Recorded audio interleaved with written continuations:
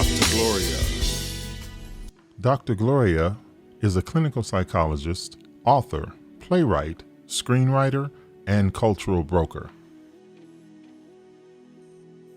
Welcome to A Brand New Me with Dr. Gloria. What an amazing and revealing year thus far. For those who thought racism was dead, you were given a new reality.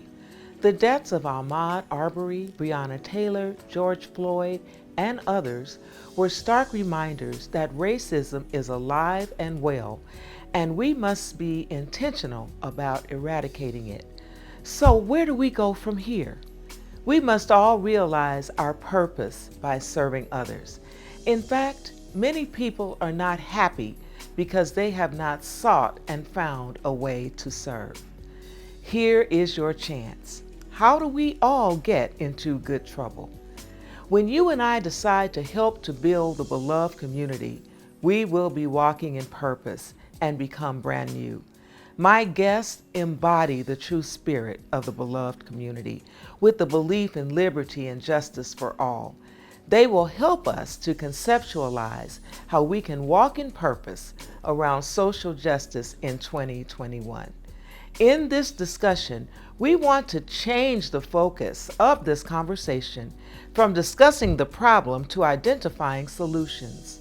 One strategy for becoming brand new is becoming a change agent. Dr. Bernice King, global thought leader, orator, peace advocate, CEO of the King Center, and daughter of civil rights leader Dr. Martin Luther King Jr. Sergeant Cheryl Dorsey, author and retired LAPD officer. And Ann Whitt, cycling and yoga instructor and social justice reform advocate.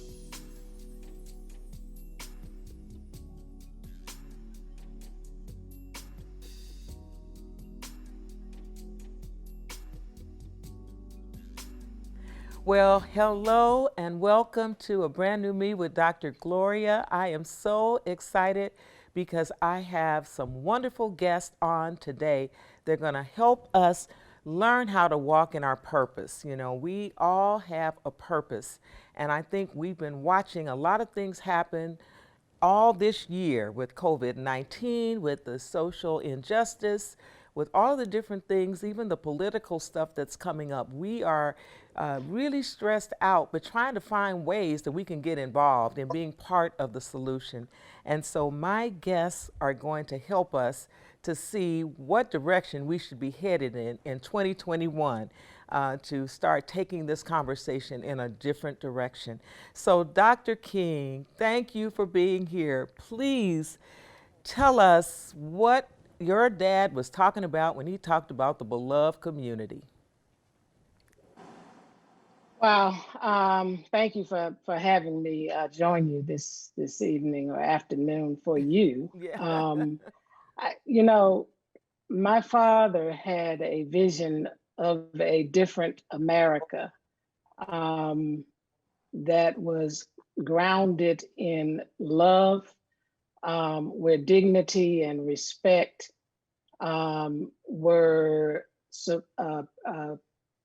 a priority, where conflicts would be resolved peacefully, where um, people would share in the resources, and that compassion would drive most of our policies.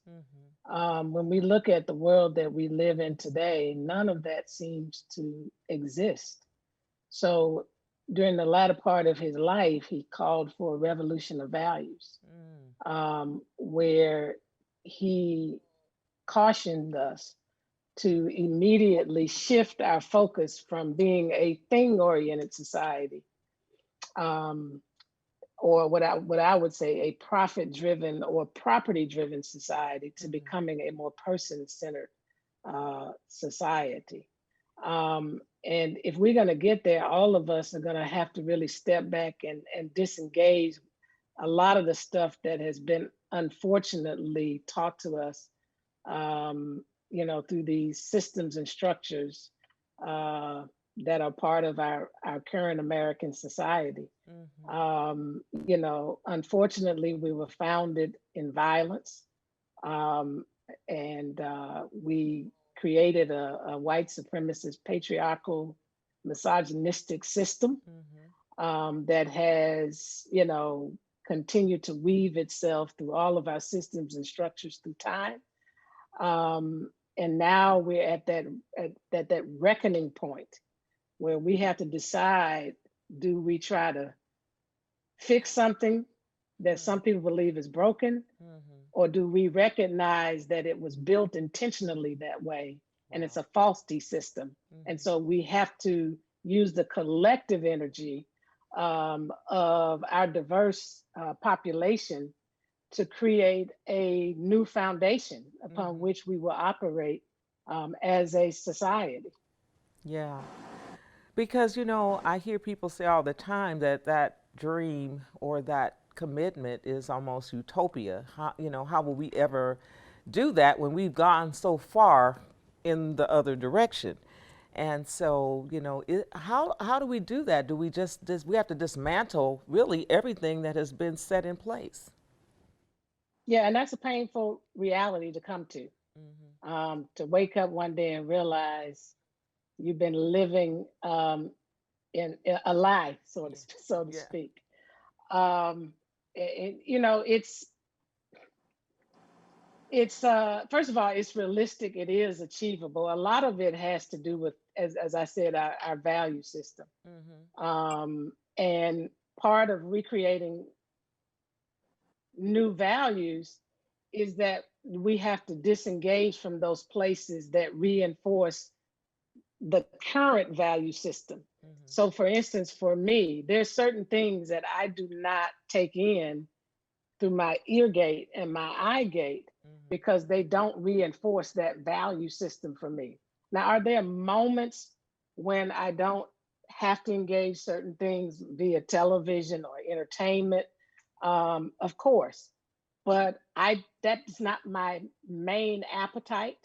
Mm-hmm. I refuse to allow those things to entertain me Mm-hmm. because I know they're only going to feed a certain drive in me. So, you know, we have to choose to align ourselves with those things that are consistent with the kind of world that we want. If we want a less violent world, then we have to evaluate in our own personal lives where we find places of violence and where we're entertaining it and where we're consuming it and where we are immersing ourselves in it. Mm-hmm. It's kind of like the physical body. When you want to, you know, lose weight, or when you want to get to a healthier place, we call it detoxification. There are things that we have to detoxify and rid our physical body of. Mm-hmm. We have to do the same thing to our mind, because even if we were brought up, for instance, like me, I was brought up in a Christian environment, a Christian home. But then I interface with this world who may have an inconsistent way of doing things. And so I have to figure out how I make sure that I'm aligning myself with those things that fit that value system. Mm-hmm. And I don't think we've done a good job of that. I just think we just kind of allow society, predominantly what I call multimedia world, entertainment world, media and entertainment world, to define the to define our culture and where it goes next. Mm-hmm. So Mm-hmm. it drives all of us. Yeah. It Mm-hmm. dictates to us on a day-to-day basis, Mm-hmm. and we're not using our higher thought process when these things are taking place. We have to learn to question certain things, not just soak things in. You Mm-hmm. know, too Mm-hmm. many of us have become impressionable. You know, if it's said here, it's got to be the gospel. Right. You know, we never critique stuff Mm-hmm. enough. And so over time, I believe you would know this better than me. Subconsciously, you almost develop an alignment with that stuff. Yeah. And you don't even realize, now, how did I get to this Mm-hmm. way of thinking or this kind of behavior? Right. Not even realizing that, you know, you let too much stuff continue to come in without being critical. Critical Mm-hmm. thinking is important.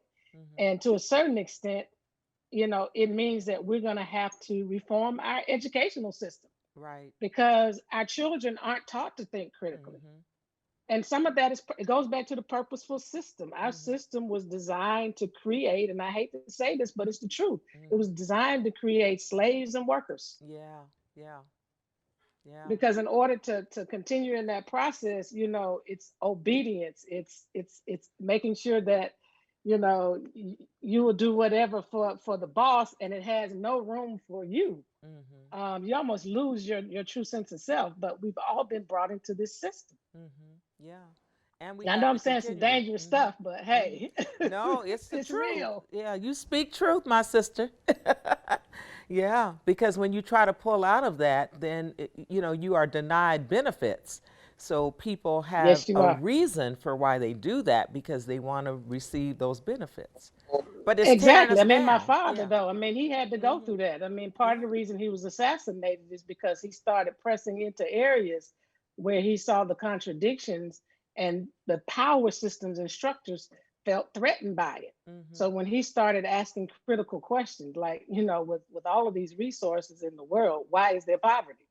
Hmm. There's something wrong, fundamentally wrong in the way we distribute wealth in this country. Mm-hmm. Money has not evaporated. Right. So something is going on with our economic system. Mm-hmm. And it's not that we lack the resources, is we lack the will Mm-hmm. to properly create a system that will eliminate or eradicate poverty. Mm-hmm. So yes, that Wow. critical thinking again is so important. Mm-hmm. Like when I go to the doctor, my doctors either hate me or they love me because I challenge them to continue studying. So I ask 1,000 questions. Just because you tell me, you have this or this is what's going on, I'm going to ask the next why. Mm-hmm. Where does that come from? Mm-hmm. Because I'm trying to understand, if God created us to live a certain amount of time, you can't just get away with saying to me, it's because you're getting older. Right. There's something that has depleted itself inside of my body, whether it's Mm-hmm. vitamins, minerals, or amino acids, or antioxidants, or whatever. And I need to understand that. So Yeah. I push. Yeah. I push against the status quo, Right. and we've got to start doing that. And Mm-hmm. that's what I appreciate by this Black Lives Matter banner. Mm-hmm. And I'm just using it that way because it doesn't mean everybody is directly a part of a Black Lives Matter organization, Mm-hmm. but the notion of, like they call my father's movement, the civil rights movement. So the Black Lives Matter banner, they are pushing us Mm-hmm.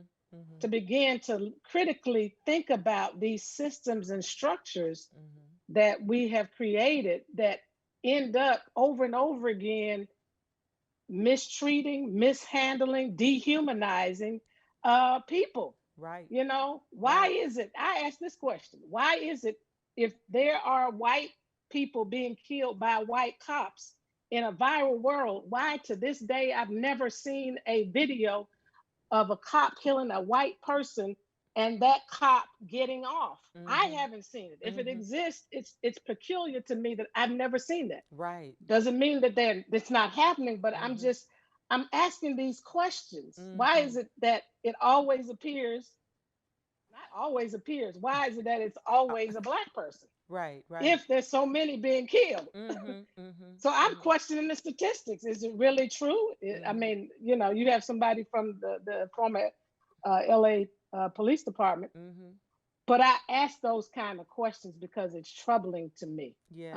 And the ones that I do see, Mm-hmm. the white police officers are restraining themselves, almost afraid to do any of that kind of harm to a white body Mm-hmm. and a white life, Yeah. Yeah. but readily will do it to a black life. Right. Right. Boy, that's a serious, serious indictment on where we are today. Well, Sergeant Dorsey, I think Dr. King led right into you when she started talking about the police department. And tell us a little bit about your history, because I know that you were a part of that institution. And so, where do we go from here? So, a little bit about my history is I spent 20 years on the Los Angeles Police Department between 1980 and 2000. And so my struggles were immediate because LAPD was under a consent decree to hire more folks who look like me, and they weren't really happy when I showed up, right? And so now, fast forward to 2020, I understand that I went through all of those trials and tribulations. I learned what I learned. I experienced what I experienced. Number one, because my God is amazing and he knew this day was coming and somebody needed to be able to speak truth to power, right? In a way that could not be minimized, could not be foo-fooed away because you never wore the uniform and you don't know what it was like. Well, I did. And I did it for 20 years. And so I can speak in a real incredible way about what I think based on my lived experiences, number one, as a Black woman, as a mother of 4 sons, and then lastly, as a police supervisor, a sergeant in patrol, all 20 years, what might be helpful?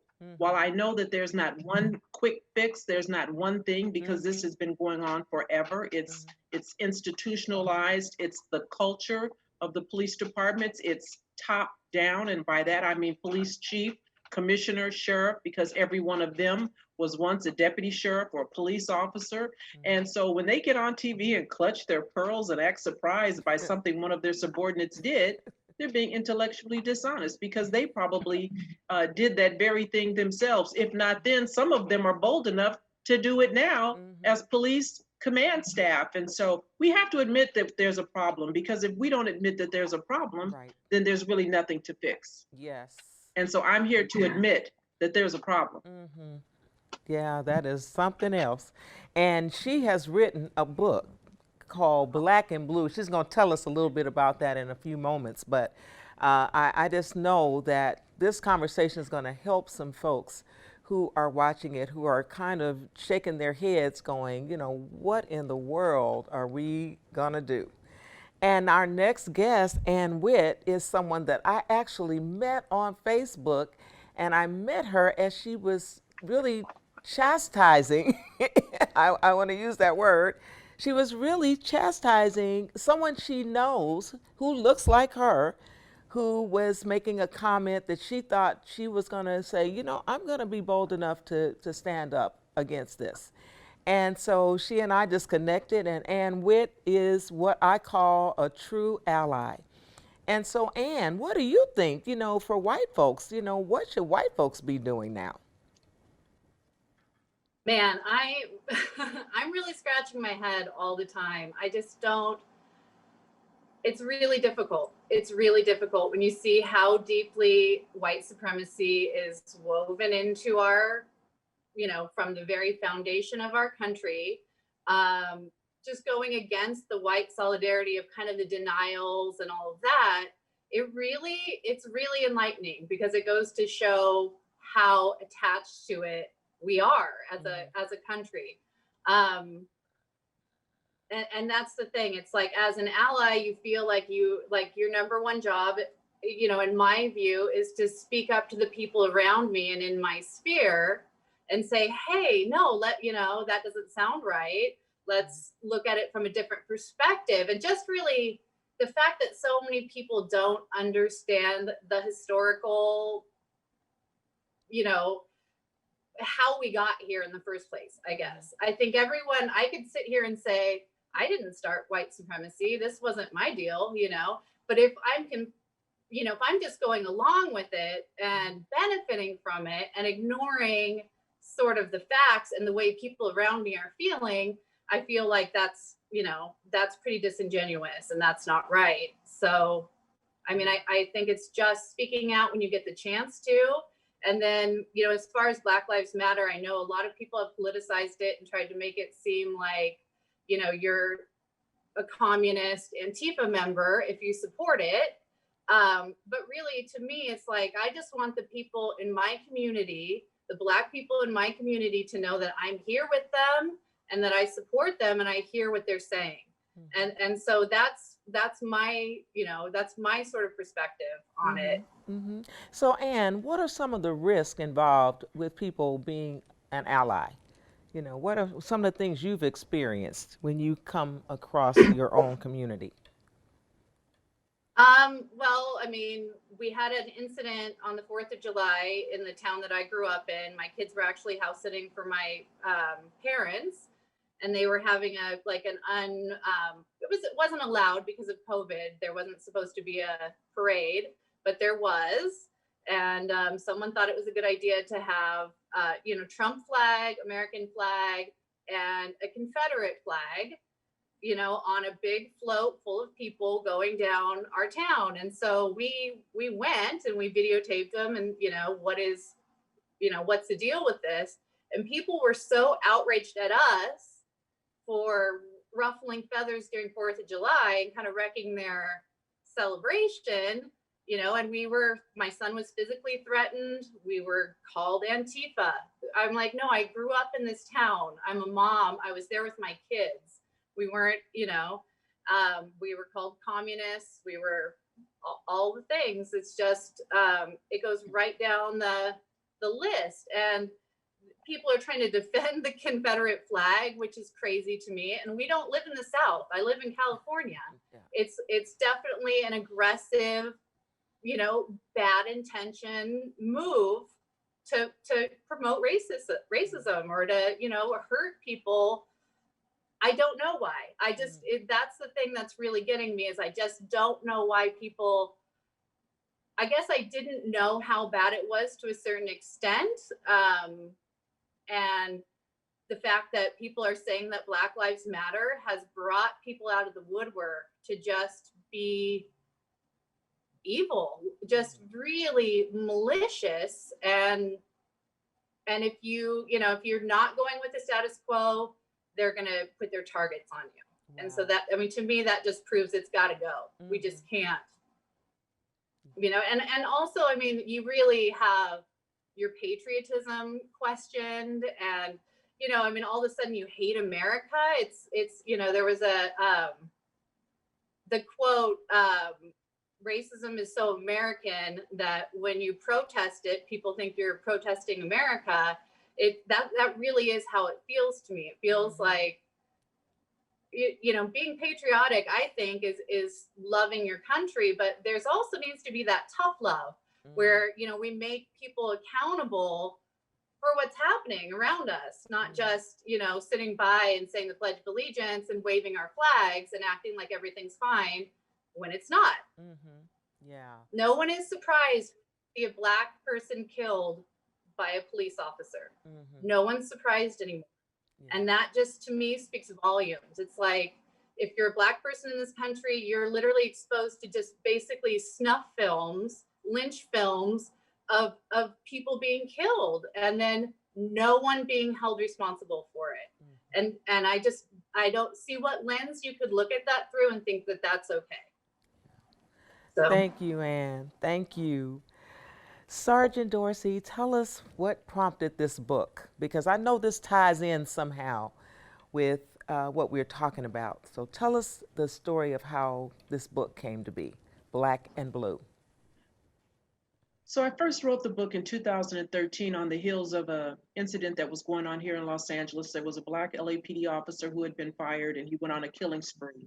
His name was Christopher Dorner.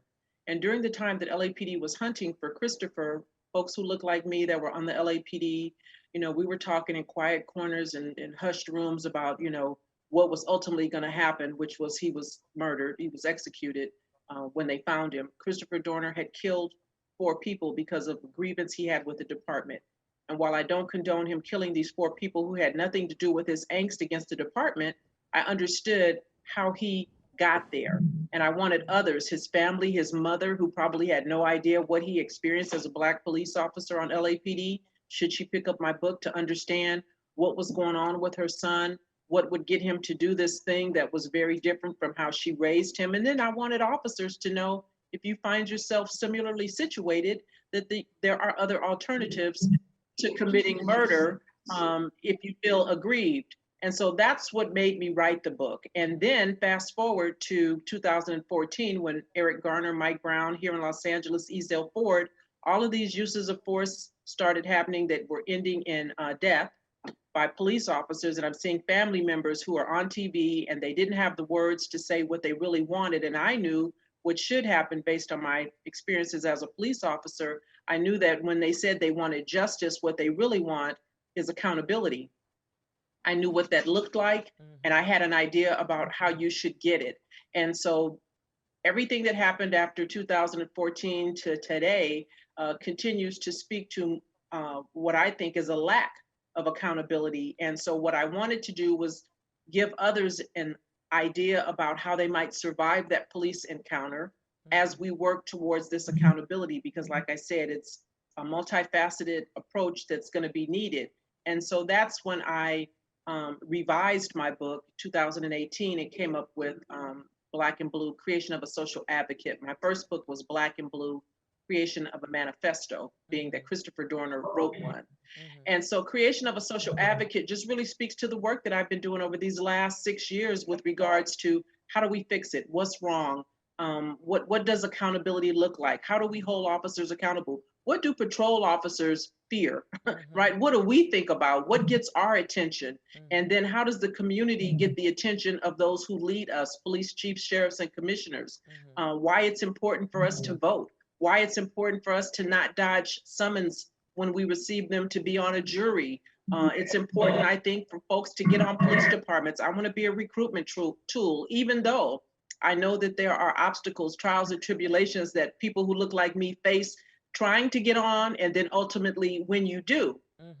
But I also believe that you can't make a difference, a significant difference from the outside as you could if you were on the inside. And I often say how amazing it would have been if there was somebody like me with Derek Chauvin, and I could have pulled him off of George Floyd, or somebody like me standing outside the window with Aaron Dean when he shot and killed Tatiana Jefferson, and on and on. If we're not there, we can't have an impact. And so that's what I endeavor to do, is tell folks how to survive the police encounter and what we need to do as a community, because the community has a role to play in this significant change, this reform that we all claim to want. Yes, excellent. And we are going to have posted information where people can get your book, and also get information about the King Center and My Life, My Love, My Legacy by Coretta King. Coretta Scott King is also on our favorite book reading list. But I would like to have Dr. King to just kind of take us out with, where do we start first? Where do you think we should start this movement towards solution? I kind of look at it at three-pronged. We're dealing with emergency, intermediate, and long-term. Right now, we've got to stop the bleeding. What has America in so much social tension and turbulence in our streets is what's happening between law enforcement and community. It's hard to even get the other work done because that is so right here with us as an emergency. And I like what Brian Stevenson talks about, and that is we have to start with truth telling. The truth of the matter is policing was founded in slave patrols. The whole purpose is to keep Black people in check, and to make sure that the rest of the Black people knows not to try this and not to do this. And so there's a problem just in terms of the language and the notion of policing that we have to reimagine. The name needs to go away because there's too many connotations, too many experiences that have come out of the notion of policing and what it means. Like, it's like a dog whistle, policing in the Black community. Let's keep those Negroes in check. So that's problematic. So I do like the idea of reimagining the engage, what do we call it? I can't remember the language right now, but the community engagement as it relates to public safety. Public safety, yes. And so that's one thing, because we've got to look at reimagining and legislation. Now, with that said, I think we have a responsibility to really think about how corporate America can play a role in this. Corporate America runs the United States of America. And why do I say that? The majority of the lobbyists that are in DC are paid by corporate America. They're there to represent their interests. Most of the legislation is passed because you have those lobbyists right there. And so if we can get enough of those corporate interests aligned with a social justice agenda, then we can begin to get some pressure on our Congress and Senate to pass some important legislation, even around voting. But there's just a whole band of legislation and policy that has to change in America so that we can begin some of these processes of stopping of some of the bleeding, so that we can really look at what it means to deconstruct and reconstruct our whole system. Mm-hmm. But again, it starts with truth telling. And you know, I know we at the center have been in conversations with Brian Stevenson with the Equal Justice Initiative, and seeing how we can play a role in that. Because as the Bible says, when you know the truth, you shall know the truth shall set you free. Mm-hmm. And we've got to start with that Mm-hmm. first and foremost as we look at these policy changes and reimagining our law enforcement system, our public school systems, you know, our healthcare system, everything. Yes. And engaging these corporations to take more responsibility, because we put a lot of pressure just on government. Mm-hmm. But we also have to now bring some of these other industries into this whole notion of taking personal responsibility. So corporate Mm-hmm. responsibility. That's awesome. And in addition to that, the individual has to get involved. You know, either you're part of the solution or you are part of the problem. And as we go into 2021, this is a great time for us to see how we can get involved. But right now, we need to go vote. We need to make sure that we Right. are voting. Do not be silent now. This is not the time to be silent. This is the time to go vote. Let your voice be heard.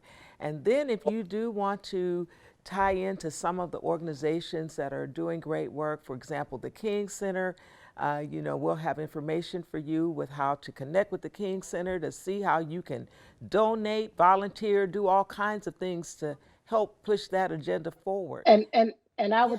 I would say also participate in our virtual education and training that we do around Nonviolence 365, which is the pathway to getting to the beloved community. There's a way of thinking and some practical strategies to creating this beloved community that we help people with. And I would just add, Dr. Morrow, as well, people need to participate in the census, Yes. because that's how monies are allocated to Mm-hmm. communities all across this nation. So that's just as much an important responsibility as voting. That's good stuff. And grab your kids up. You know, we allow our kids to spend so much time on social media and our games and all that stuff, videos. This is a good time to get them involved, teach them, because that's the way we change things, by teaching our young. And I loved seeing Ann's kids out with her protesting. They are learning some lessons now. They will be different than other kids because they were there, they were participating, and they are understanding the issues. So that's what we have to do. We have to get involved. Well, ladies, I wish we had all day and all night to talk, because you all have a wealth of information to share. But I just thank you for honoring me by being here with me today on this show. And I know that people are going to be encouraged and enlightened. And I think those strategies that you have all talked about are so critical for us as we start walking in purpose and looking for how we can get involved in being a part of the solution that's needed in our world. Thank you so much, and we'll talk to you soon. Thank you. Thank Thank you. you. Thank you, ladies. I so appreciate you. You're going to get a little gift from me in the mail, okay? And thank you. I love you, love you, love you. All right. And this is going to be a Love blessing to you too. everybody. Okay. Bye. Thank you.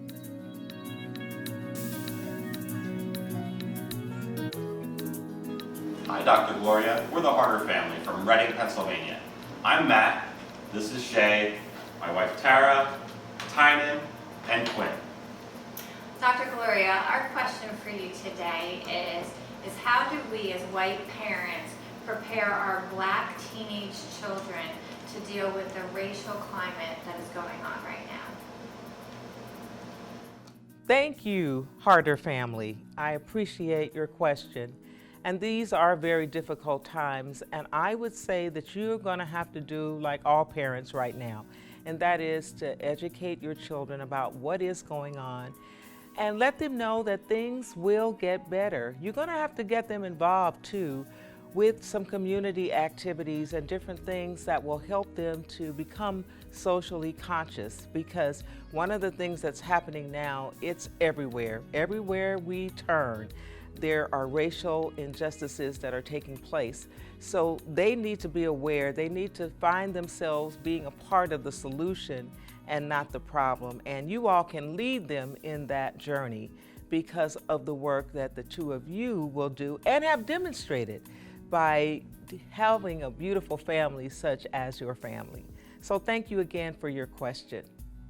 Thank you for watching A Brand New Me with Dr. Gloria. I know that today's show has been very important to all of us because of what we are going through in our country. But know this, in the midst of all of it, that I love you and there is nothing you can do about it.